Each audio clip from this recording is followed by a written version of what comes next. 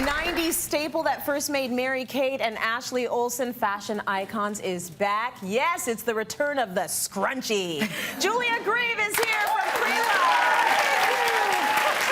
Look at her scrunchie. Remember these? You know why I'm not mad that this is back? Because they actually hold hair really, really well. This is it. Nobody's mad. Nobody's mad. I'm not mad at this it. is back. This is a trend that's been trying to come back for a while. Yes. Like, honestly, like 2014 was the launch of Instagram scrunchies. Scrunchies of Instagram. They had a site posting where it was all pictures of old Instagram photos. You know, scrunchies.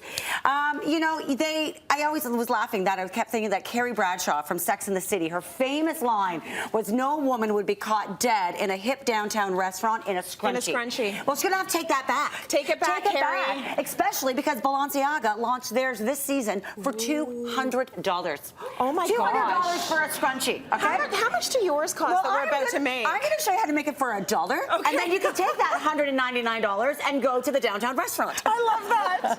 Okay, good. Let's make a scrunchie for $1. Exactly. So let's take some old material first of all. Exactly. So find material they've got lying around the house.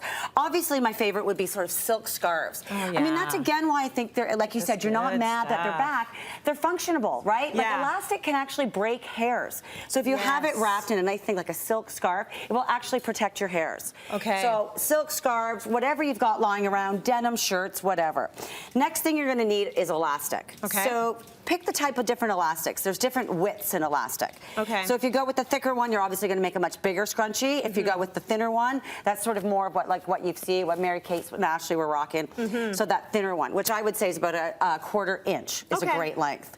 To measure, very simple. Obviously, where do most scrunchies end up? Around your wrist. That's right. Right? So you're just going to measure your wrist like that. Once it's measured, then we're going to just snip it, cut it, and then you've got sort of your basic to go with there. Nice. And the elastic fabric stores, craft places. Absolutely, but you know what you can also use is an elastic band. Oh, you can actually use an elastic band as well. So you've got it already in your house. Once you've got your elastic cut, now comes the 3 rule. So you take your fabric and you want to make sure that the fabric is at least 3 inches tall. Okay. So we're going to measure that. So you just measure 3 inches. You're going to make a little mark. This is 1, 2, and 3. So we've got our little mark.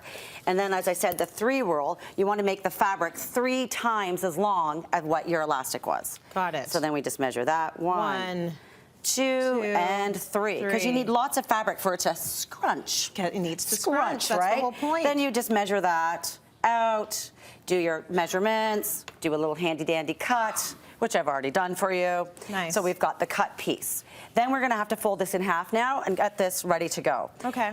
So what I would do is, you wanna make sure when you fold that your inside, the good side, is on the inside. Does that make sense? The right side of the fabric is actually turned in, like that, because we'll end up turning this outside. So once it's done like this, we just are gonna put sort of pins through it, and you're really just making a nice tube. And then you're going to pin across like that and get it ready to be sewn. Now you can use a needle and a thread, obviously, sewing machine. As much as I love glue, as much as I love staples, because that's the joke, I don't even know how to sew. I'm a DIY expert, don't know how to sew. I've got lots of people that do, but you know, clothing line, you know, exactly, and a store, and, who needs to know how to sew?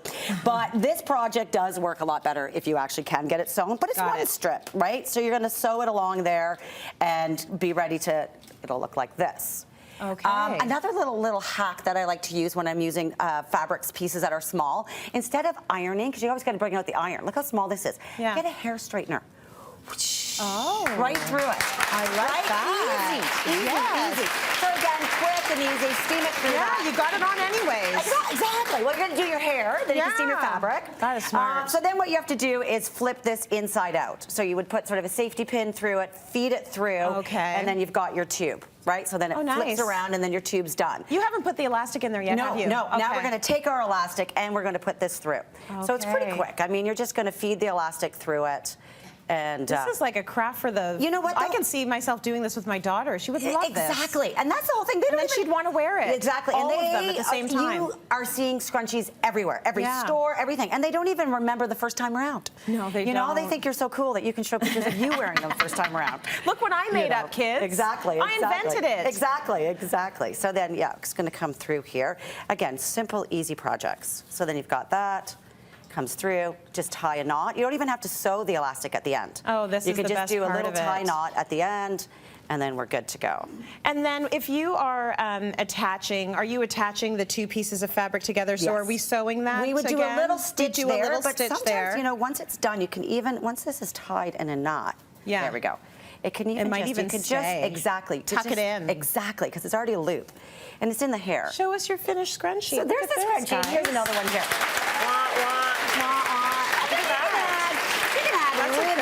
You can add ribbons to it. Very good. You can add sparkles. I mean, you can do anything, really. It's really fun. Very cool. Go start looking for those scrap pieces of fabric, guys. We've got all the instructions for how to do Julia's amazing DIY at cityline.tv.